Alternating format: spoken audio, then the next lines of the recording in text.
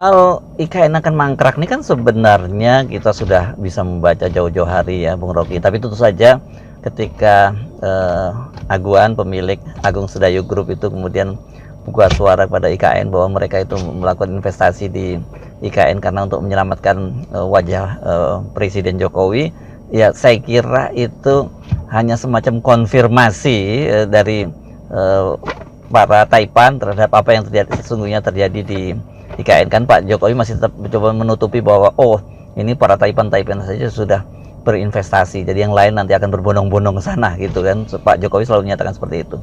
Bagaimana Pak Jokowi memandang itu dari Solo? Kan tetap dia harus cari upaya untuk cari alasan bahwa itu akan diteruskan. Jadi mimpi Jokowi akhirnya berhenti itu.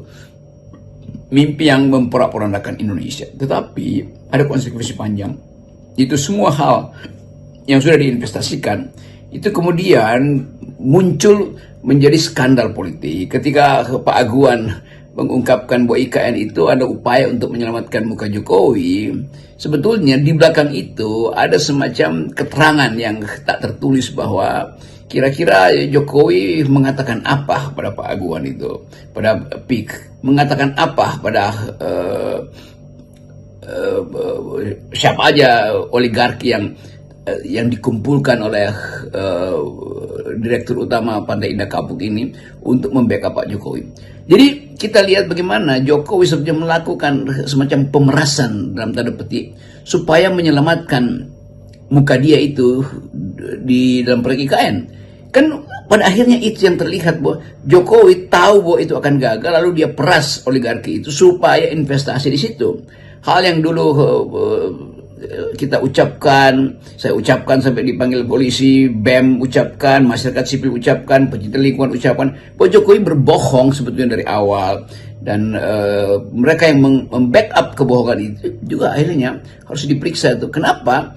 Di dalam kapasitas keahlian teknokratik, mereka semua mendukung ide gila dari Jokowi. Ini disebut ide gila karena tidak ada basis ekologi yang memungkinkan atau yang mengizinkan itu dibangun sebagai kota. Tidak ada basis ekonomi yang menunjukkan bahwa itu rasional untuk dibiayai oleh APBN. Tidak ada basis pertahanan yang menghendaki ibu kota kita dipindahkan untuk keamanan. Jadi semua itu omong kosong sebetulnya yang membuat kita akhirnya merasa bahwa bagaimana mungkin begitu banyak rektor yang mengelulukan IKN, begitu banyak rektor yang menjadi tim bahkan untuk menilai kemasukakalan itu dan disogok oleh Presiden Jokowi supaya membenarkan AMDAL di situ. Kan ketololan ini, atau bukan ketololan, kedunguan ini kan jadi penanda bahwa bangsa ini sebetulnya dengan mudah menerima segala macam jargon, menerima segala macam dongeng, mampu untuk menghina dirinya sendiri. Karena bagaimanapun harusnya universitas itu menganggap dari awal, memberi perintah metodis dari awal bahwa itu adalah proyek gagal tuh.